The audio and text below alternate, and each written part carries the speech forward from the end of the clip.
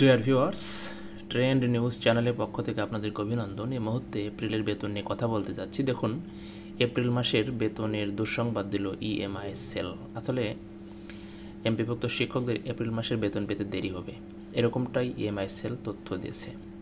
তো ভিউয়ার্স, ইএফটিতে বেতন যাওয়ার পর থেকেই এই সমস্যাটা চলছে। আসলে এটা কবে নাগাদ যে সমাপ্তি ঘটবে এটা বলা মুশকিল। আপনারা দেখতে পাচ্ছেন, এটা 7 মের আপডেট।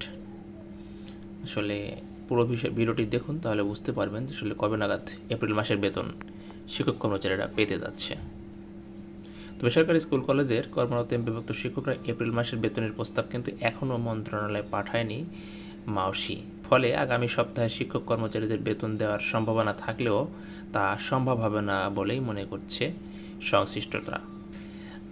ইএমআইএসএল জানিয়েছে, শিক্ষক কর্মচারীদের এপ্রিলের বেতন প্রস্তাব পাঠানোর কিছু কার্যক্রম এখনও শেষ করা সম্ভব হয়নি।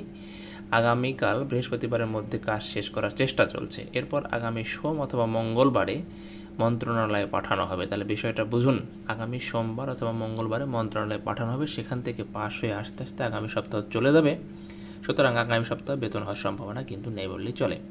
এ বিষয়ে ইএমআইএসএলের senior system analyst Khandakar Azizur Rahman বলেছে যে আগামী সপ্তাহে বেতন শিক্ষা মন্ত্রণালয়ে পাঠানো হবে। এরপর মন্ত্রণালয়ের বাজেট শাখা থেকে পরবর্তী কার্যক্রম সম্পন্ন শেষে বেতনের অর্থ ব্যাংকে পাঠানো হবে।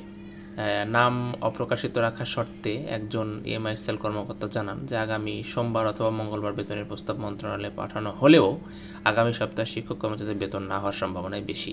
অত্যন্ত দুঃখজনক, আগামী সপ্তাহেও শিক্ষক কর্মচারীদের বেতন হবে না। তার মানে এটা নিশ্চিত করেই বলা যায়, কেননা তাদের বেতন প্রস্তাব অর্থ মন্ত্রণালয় চিফ অ্যাকাউন্ট অফিসে সংশ্লিষ্ট ব্যাংকে যায়। এই কাজগুলো শেষ করতে আরও 4-5 কার্যদিবস প্রয়োজন হবে। ফলে এপ্রিলের বেতন পেতে আরও কিছুদিন সময় অপেক্ষা করতে হবে, এরকমটাই জানিয়েছে ইএমআইএসএল। সরকারি কর্মকর্তার ইএফটির মাধ্যমে বেতন পেতেন এবং সেটা এমপিভুক্ত শিক্ষকদের আবার নতুন করে যুক্ত করা হয়েছে এবং এই নতুন করে যুক্ত করতে যাওয়ার পরই যত আপত্তি। এখন অনেকেই বলছেন ইএফটির মাধ্যমে বেতন না হয় ভালো ছিল, অন্তত শিক্ষকরা 7 তারিখের মধ্যে বেতন পেত। সেটা এখন 7 তারিখ তো দূরের কথা, 15 তারিখ 20 তারিখ পর্যন্ত চলে যাচ্ছে পরের মাসের। তা আসলে আমি ধৈর্য ধরা ছাড়া উপায় নাই। আমি শুরু থেকেই বলে আসছি যে এমপিভুক্ত শিক্ষকদের আরও কিছুদিন ধৈর্য ধারণ করতে হবে, অন্তত আরও 2-3টি মাস। তারপরে হয়তোবা সরকারি চাকরির মতন স্বাভাবিক হওয়ার সম্ভাবনা রয়েছে। তো এটাই ছিল আপডেট। এটা নিশ্চিত যে এমপিভুক্ত স্কুল কলেজের শিক্ষকরা যারা ইএফটিতে অন্তর্ভুক্ত হয়েছেন তারা মোটামুটি আগামী সপ্তাহে বেতন পাবেন না, এতটুকুই জানা গেছে। তারপরের সপ্তাহে বেতন পাওয়ার সম্ভাবনাই বেশি।